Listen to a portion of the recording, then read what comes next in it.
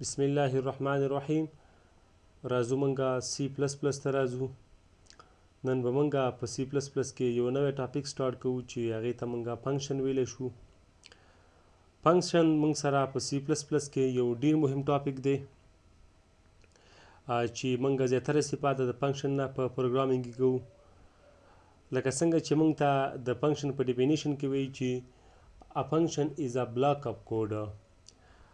نو فنکشن موږ سره یو بلاک اپ کوډ دی which perform a specific task چې دې په واسطه موږ کولی شو چې یو خاص کار ترسره کړو یا فنکشن کولی شي چې یو خاص کار ترسره کړي.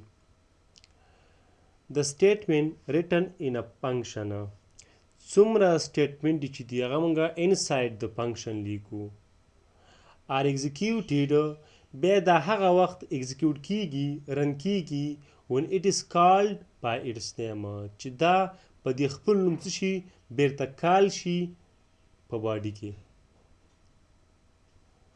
نو وایي په inside the function موږ سره چې څومره سټیټمنټ دي هغه موږ لیکو بیا که غواړو همدغه سټیټمنټ موږ ایگزیکیوټ کړو رن کړو بیا به دا فنکشن څه کوو په خپل نیم سره موږ کال کوو بیا موږ ته څه کېږي دا موږ ته بیا ایگزیکیوټ کېږي. بیا موږ ته وایي چې ایچ فنکشن هز ا یونیک نیم. نو هر فنکشن هغه یونیک نیم لري مطلب د ټول نومونه به څه وي یو شان نه وي هر فنکشن به ځان ته ځانګړی نوم لري. Functions are used to accomplish the similar kinds of tasks again and again without writing the same code again. نو فنکشن د دې په خاطر موږ استعمالوو چې موږ ته ترسره کړي similar kinds of task یو شان مطلب ټاسکونه again and again بیا ځلې without writing the same code again بغیر د دې نه چې موږ دا کوډ بیا دوباره ولیکو. مطلب دا دی کله چې موږ یو فنکشن کې کوډ ولیکو همدغه کوډ موږ دوباره بیا ځلې استعمالولی شو rather than چې موږ دا بیا ولیکو. بل موږ ته وایي چې امپورټنس اف فنکشن د فنکشن مهموالی څه شی دی. موږ ته وایي چې a program may need to repeat the pieces of code at various places. د یو پروګرام شاید ضرورت پیدا شي چې هغه موږ ملټیپل ټایمز کو تکرار کړو په مختلفو ځایونو کې. It may be required to perform certain tasks repeatedly. یا شاید داسې ضرورت پیدا شي چې موږ یو ټاسک ملټیپل ټایمز کو هغه ریپیټ کو. نو بیا هغه وخت کې موږ څه استفاده کوو د فنکشن استفاده کوو. The program may become very large. پروګرام شاید څه شي ډیر غټ شي. A function are not used که چېرته موږ فنکشن استعمال نکو. نو د ډیفینیشن نه معلومیږي چې فنکشن موږ سره یو ډیر مهم شی دی په سی پلس پلس کې یا په ټول پروګرامینګ کې.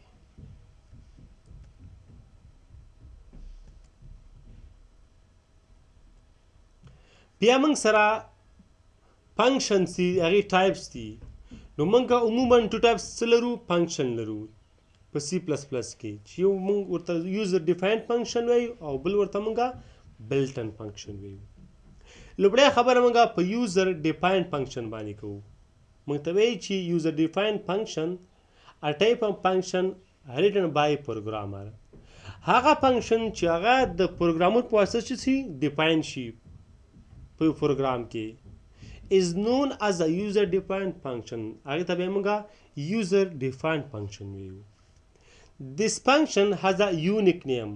دا فنکشن به څه لري دا یونیک نیم لري مطلب هر یو فنکشن ځان ته څه لري نومونه لري باید دې نیم څه وي هغه سره یو شان نه وي.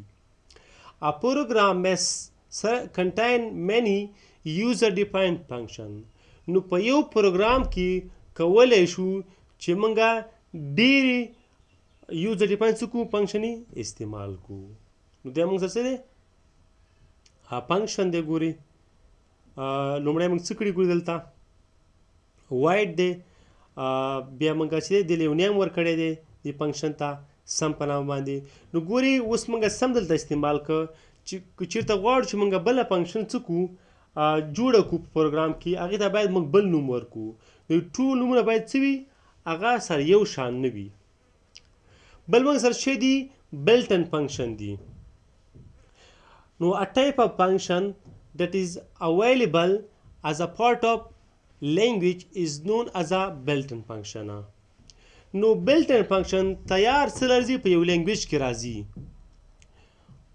د یو خاص مقصد دپاره. مطلب دا دی چې کوم built-in function دی هغه تیار په پروګرامینګ کې څه راځي built-in تیار راځي، هغې نه څه کوو موږ استفاده کوو. A type of function that is available as a part of a language is known as a built-in function or library function. These functions are ready-made programs. دا function تیاری جوړ شوي څه کې په یو پروګرام کې. These functions are stored in different header files.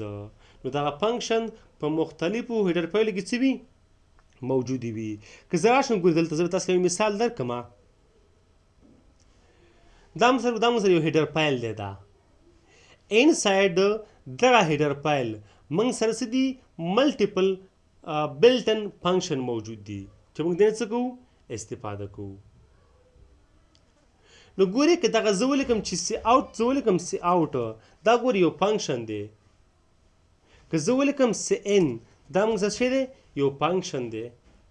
نو دا تیاره بلټن تیار راغلی دي په څه کې؟ په دې لینګویج کې. که دا سی آوټ زه داسې ولیکم چې سی ډبلیو ټي ولیکم، دا به بیا غلط راشي چې کومه سی په پروګرامینګ کې راغلی وي، ځکه دا تیار بلټن راغلی دی. نو هماغسې باید زه همدا ولیکم. نو دلته موږ بلټن فنکشن ویو. دی موږ سره ګورئ built-in function. Built-in function make programming faster and easier.